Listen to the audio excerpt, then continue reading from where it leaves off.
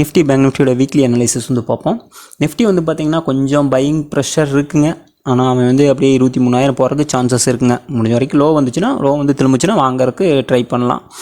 ஆனால் weekly candle ஒரு spinning top தான் வச்சுருக்கான். மந்த்லி கேண்டிலும் அதே தாங்க, மேலே அப்பர் சைடில் விக்கு வந்துக்கிட்டே இருக்குது. ஸோ பார்ப்போங்க. இருந்தாலும் நிஃப்டி கம்பேர் பண்ணுறப்ப பேங்க் நிஃப்டி வந்து கொஞ்சம் நல்லா இருக்குங்க.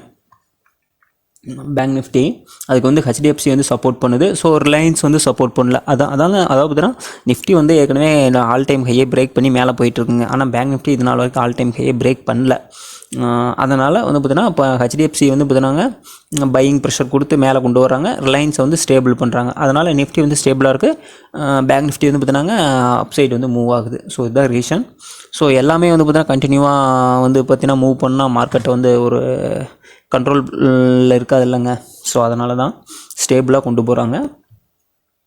பேங்க் நிஃப்டி வந்து பார்த்தீங்கன்னா நல்ல ஒரு பையிங் ப்ரெஷருங்க. ஸோ அவன் வந்து பார்த்தீங்கன்னாங்க இந்த லெவல் வரைக்கும் வர்றதுக்கு வாய்ப்புகள் இருக்குங்க.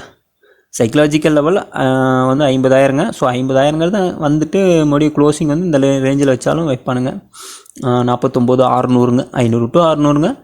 அவன் 50,000 வந்துட்டு டப்புன்னு க்ளோசிங் கூட கீழே கொண்டு வந்து கூட வைக்கலாம். பார்ப்போங்க. ஸோ கம்மிங் வீக்கில் எப்படி இருக்குன்னு பார்ப்போம். நான் கூட இதில் ஒரு பொசிஷன் எடுத்துருக்கேங்க. கீழே லோவில் தான் வச்சு எடுத்திருக்கேன். அது நான் ப்ராஃபிட் புக் பண்ணுறப்போ உங்களுக்கு ஷோ பண்ணுறேங்க. ஹெச்டிஎஃப்சி பேங்க் வந்து பார்த்திங்கன்னா நல்ல ஒரு ரெசிஸ்டன்ஸில் வந்து முடிகிட்டு இருக்குங்க.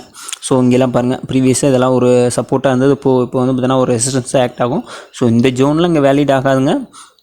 இருந்தாலும் இந்த லெவலுங்கிறது பார்த்திங்கன்னா ஒரு இன்ஸ்டியூஷன்ஸ் ஒரு ரேஞ்ச் வச்சுருக்கானுங்க. ஸோ பார்ப்போம் இங்கே வந்து ரிஜெக்ஷன் நடக்குதா இல்லை இதை பிரேக் பண்ணி மேலே போகுதுன்னு. ஸோ இதை பிரேக் பண்ணி மேலே போச்சுனாங்க ஸோ இந்த ஒரு இதுதாங்க ரெசிஸ்டன்ஸாக இருக்கும். 1672 கீழே டவுன் சைடில் வந்துச்சுனாங்க இது வந்து நல்ல ஒரு சப்போர்ட்டாக இருக்குங்க. 1450 to 70ங்க. இந்த ரேஞ்ச் வந்து நல்ல ஒரு சப்போர்ட்டாக இருக்கும். ஸோ இந்த ரேஞ்ச் வந்து மறுபடியும் திரும்பிச்சுன்னா அங்கே கூட வந்து வாங்குறதுக்கு சான்சஸ் இருக்குங்க. பை பண்ணலாம். ரிலையன்ஸ் வந்து அதே தாங்க. அவன் வந்து மார்க்கெட் ஸ்டேபிளாக கொண்டு போகிறதுக்காக இது வந்து சைட்வேஸ் மூவ் இருக்குது. பார்ப்போம். முடிஞ்ச வரைக்கும் லோவை பிரேக் பண்ணி கீழே வந்து திரும்பிச்சுன்னா பை பண்ணிக்கலாங்க. அதான் ரிலையன்ஸை பொறுத்த வரைக்கும். இப்படியே அப் சைடில் போனோம்னா அதில் நம்ம கை வைக்க வேண்டாம். குளோபல் மார்க்கெட் வந்து பார்த்திங்கன்னா குளோபல் மார்க்கெட் எல்லாமே சைட்வேஸ் தாங்க. ஸோ லாஸ்ட்டு ஃப்ரைடே வந்து பார்த்தினாங்க இதில் வந்து கொஞ்சம் நல்ல ஒரு பையிங் வந்திருக்குங்க. நாஸ்டாக்ல கொஞ்சம் பையிங் வந்திருக்குங்க. ஸோ இருந்தாலும் இது வந்து ஹையர் ஹை பிரேக் பண்ணுற கொஞ்சம் சான்சஸ் கம்மி மாதிரி தான் தெரியுது. US30 கொஞ்சம் ரெக்கவரி ஆகிருக்குங்க.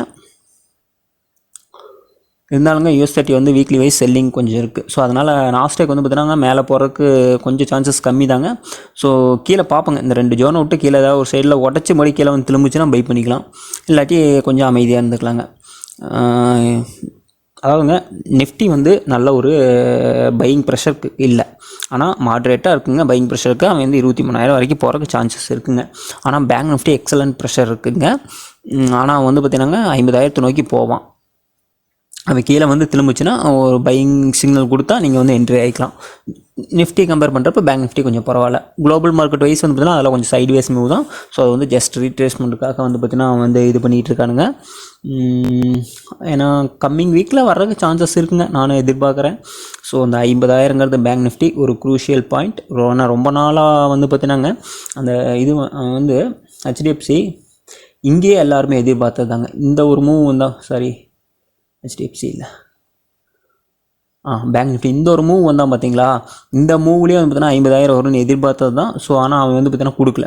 ஸோ இந்த மூவ்லேயும் எதிர்பார்த்தது தான், ஆனால் அவன் கொடுக்கலங்க. அப்படிங்கிறப்ப இந்த டைம் வந்து பார்த்தீங்கன்னா ப்ரெஷர்லாம் மேலே கொண்டு வந்துருவானுங்க, எப்படியும் கொண்டு வந்துருவானுங்க. ஆக்சுவலாக இந்த மூவ் வந்து பார்த்தீங்கன்னா December 23 வந்திருக்குங்க. ஸோ அப்போயே எல்லாமே எதிர்பார்த்தது தான் வரல. ஸோ இப்போ ரீசெண்டாக இந்த மூவ்லேயும் வந்து பார்த்தீங்கன்னா கொடுக்கல. அப்படிங்கிறப்ப இந்த மூவ் கட்டாயம் மேலே கொண்டு வருவோம். ப்ளஸ் எலெக்ஷன் வேறு இருக்குது. ஸோ அதனால் மேபி கரண்ட் வீக்கில் பார்ப்போங்க. எலெக்ஷன் முடிஞ்சு ஏதாச்சும் ஒரு கரெக்ஷன் வந்தாலும் வர்றதுக்கு சான்சஸ் இருக்குங்க. ஏன்னா மார்க்கெட் எல்லாமே பீக்கில் தான் இருக்குது. ஸோ அது என்னென்னு பார்ப்போம். அதோட எலெக்ஷனோட டேட்டா ப்ளஸ் மார்க்கெட்டோட சென்டிமெண்ட் எல்லாமே வந்து பார்த்திங்கன்னா வச்சு தாங்க நம்ம அனலைஸ் பண்ண முடியும். ஸோ இந்த வீடியோ உங்களுக்கு யூஸ்ஃபுல்லாக இருந்துச்சுன்னா மறக்காம வீடியோ லைக் பண்ணுங்கள், கமெண்ட் பண்ணுங்கள், சேனலை சப்ஸ்கிரைப் பண்ணுங்கள்.